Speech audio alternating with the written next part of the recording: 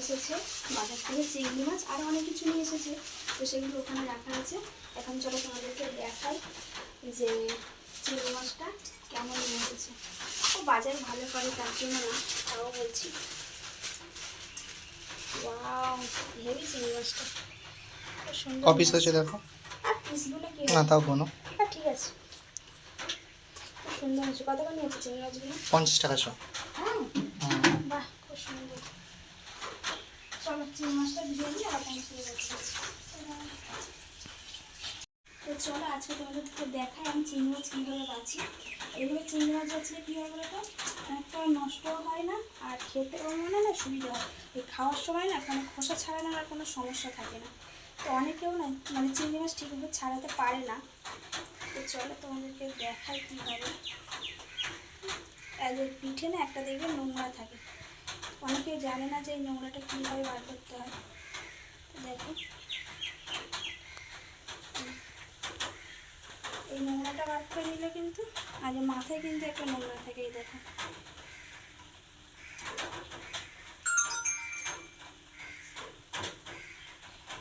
এই হয়ে গেলে না চিংড়ি মাছ বাছা কত সুন্দর দেখো। খাওয়ার সময় কোনো ঝামেলা থাকে না। চলো আরেকটা দেখিয়ে দিই।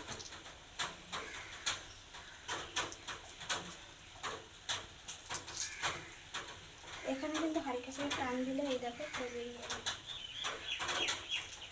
তারপরে পিঠ থেকে খোসাটা এইভাবে বেশ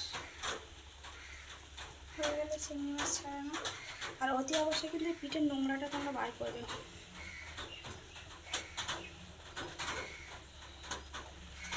এই দেখো, হালকা করে টান দেবে, বেরিয়ে যাবে। চলো এগুলো গুছিয়ে নিই, কারণ আমি বেশিক্ষণ দাঁড়িয়ে থাকতে পারি না, কষ্ট হয়।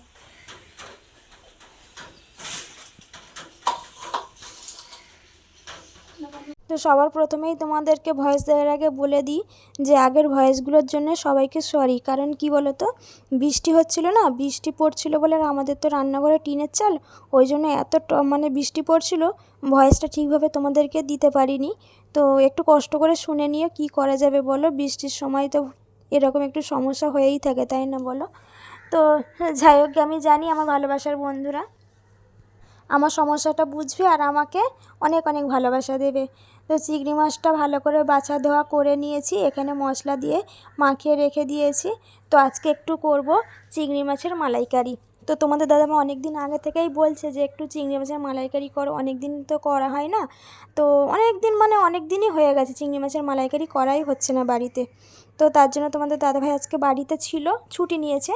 তো সেই জন্য বললো আজকে বাজার থেকে একটুখানি চিংড়ি মাছ নিয়ে আসছি আর একটা নারকেল নিয়ে আসছি, একটু চিংড়ি মাছের মালাইকারি করে দেবে। তো আমি বললাম ঠিক আছে যাও, সেই তো করা হয় না, আর আজকে যেহেতু তুমি বাড়িতে আছো তো বানিয়েই দিই। আর সত্যি কথা বলতে ওকে ভালো ভালো কিছু রান্না করে খাওয়াতে না আমার বেশ ভালোই লাগে, জানো তো। ও খুব তৃপ্তি করে খায়, আর আমার হাতে সব কটাই রান্না মানে ওর খুব প্রিয় বলতে পারো। ওকে যেমনই রান্না করে দিই ও খুব সুন্দর তৃপ্তি করে খায়। তো সেই জন্য আমার আরও ভালো লাগে ওকে রান্না করে খাওয়াতে। আর যেহেতু ও বলেছে আমি মালাইকারি খাবো আর আমি করে দেবো না, তো সেটা তো হতে পারে না, তাই না বলো। ওর জন্যেই তো আমার সব কিছু, আমার সুখ দুঃখ সবটাই ওকেই নিয়ে। তো আর ও কিছু শখ করবে সেই শখটা পুরো করব না আমি, এরকম কোনো দিন আসবেই না হয়তো, ঠিক আছে। তো যাই হোক গে, এখানে দেখো চিংড়ি মাছগুলো আমি ভেজে নিয়েছি, সেই তেলেতেই অল্প আর একটু তেল দিয়ে আমি কিন্তু এই রান্নাটা সাদা তেলেই করছি, রিফাইন তেল, ঠিক আছে। তো তারপরে এলাচ, গরম মশলা আর তেজপাতা দিয়ে তারপরে আমি এই যে বেটে রাখা পেঁয়াজটা দিয়ে দিয়েছি। তো বেটে রাখা পেঁয়াজটা দেখো একদম লাল লাল করে ভাজা হয়ে গেছে, তার উপরে দিয়ে দিলাম একটু আদা রসুন পেস্ট। তো এই আদা রসুনটা কিন্তু আমি শিলনোড়াতেই বাটনা করেছি। তো অনেক কষ্ট হচ্ছিল শিলনোড়াতে বাটতে, কী বলো তো, একটুখানি আদা রসুন না মিক্সিতে হয় না, আর ঘরেতে না বেশি আদা রসুনও ছিল না যে বেশি করে আমি বেটে রেখে দেবো। তো সেই জন্য শিলনোড়াতেই আমি বেটেছি।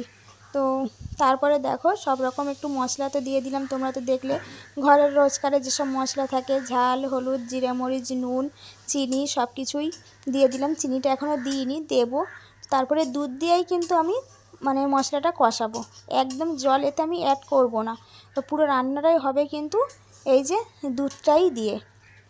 তো যে দুধটা ছিল অল্প অল্প করে দুবার তিনবার করে দিয়ে কষাতে কষাতে দেখো একটু কালার মতো চলে এসছে। আর অল্প করে দিয়ে দিলাম একটু কিষান সস। কিষান সসটা দিলে কি হয় বলো তো, একটু না টেস্টটা একটু ভালো হয়। রান্না তো অনেক কেউ করে বলো, এক একটা রাঁধুনির রান্না এক এক রকমের হয়। তো আমি এইভাবেই রান্নাটা করি, আর এই রান্নাটা ওর ভীষণ ভালোও লাগে খেতে। তো চলো রেসিপিটা তোমরা দেখো, আর একবার হলেও কিন্তু বাড়িতে তোমরা সবাই রান্না করে খেয়ে দেখে আমাকে কমেন্ট করবে যে কেমন হয়েছে রান্নাটা।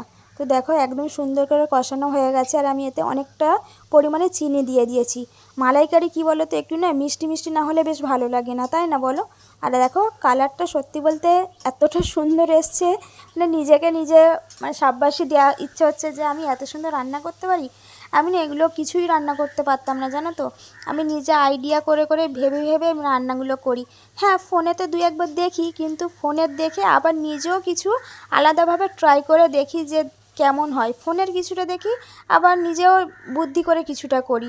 তো সবগুলো মিলিয়ে রান্নাগুলো করি। সত্যি বলতে এখনও পর্যন্ত আমার কোনো রান্নাই এরকম হয়নি যে খাওয়া যায়নি। তো ভালোই হয়।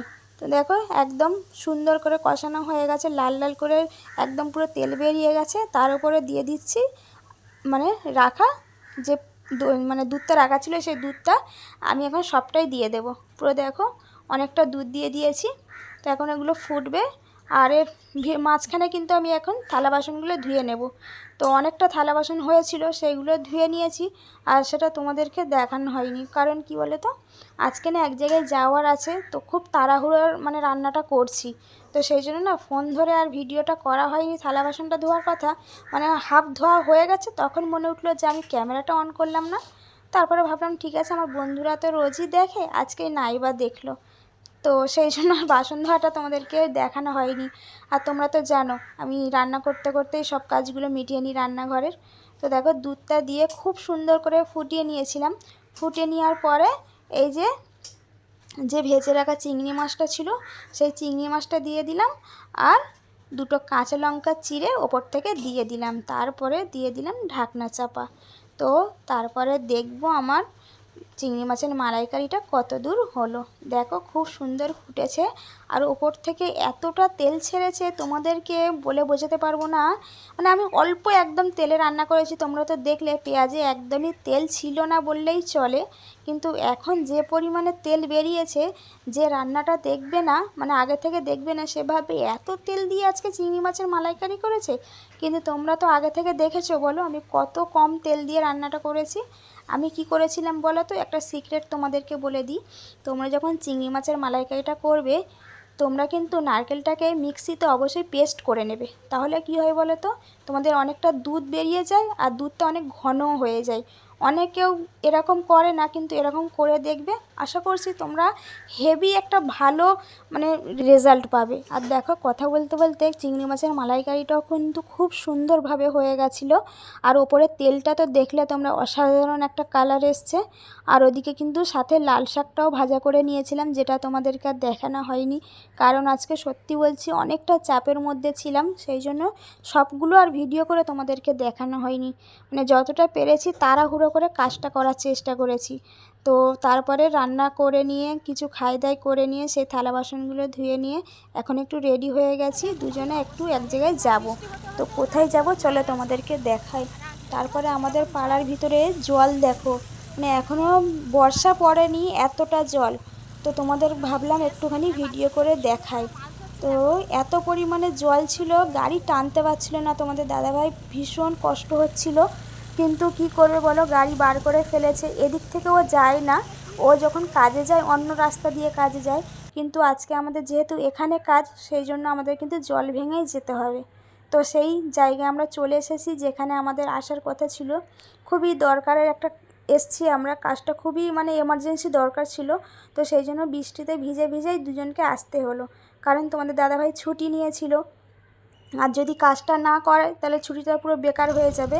হ্যাঁ, আমরা এসেছিলাম পৌরসভায়। তো তোমাদের দাদাভাই বললো পৌরসভার ভিতরে আর তোমাকে ভিডিও করতে হবে না। তো তারপরে এই ফুল বাগানগুলো একটু ঘুরে ঘুরে আমি ভিডিও করছিলাম, যেগুলো আমি শর্ট ভিডিওর জন্য করে রেখেছি, আর তোমাদেরকে দেখালাম। আর আমার মানে এতটা আর গাছের প্রতি আমার কীরকম একটা ভালোবাসা তোমাদেরকে তো আর আলাদা করে কিছু বলতে হবে না। তো তারপরে আমরা বাড়িতে চলে এলাম, বাড়িতে এসে একটু রেস্ট করলাম। তারপর তোমাদের দাদাভাই বললো যে একটু ম্যাগি এনে দিচ্ছি, ম্যাগি ভাজা করে দেবে। আমি বললাম ঠিক আছে যাও নিয়ে আসো, তাহলে আমিও খেয়ে নেবো, কারণ আমি ম্যাগি রান্না খাই না। এর আগের দিনে ওকে আমি ম্যাগি ভাজা রান্না করে দিয়েছিলাম বলে আমি খাইনি। তো আজকে বললো ভাজা করে দুজনে একসঙ্গেই খাবো। তো তারপরে রান্নাঘরে গিয়ে এই যে ম্যাগি ভাজা করে নিয়ে এলাম, এখন খাবো। চলো সবাইকে টাটা।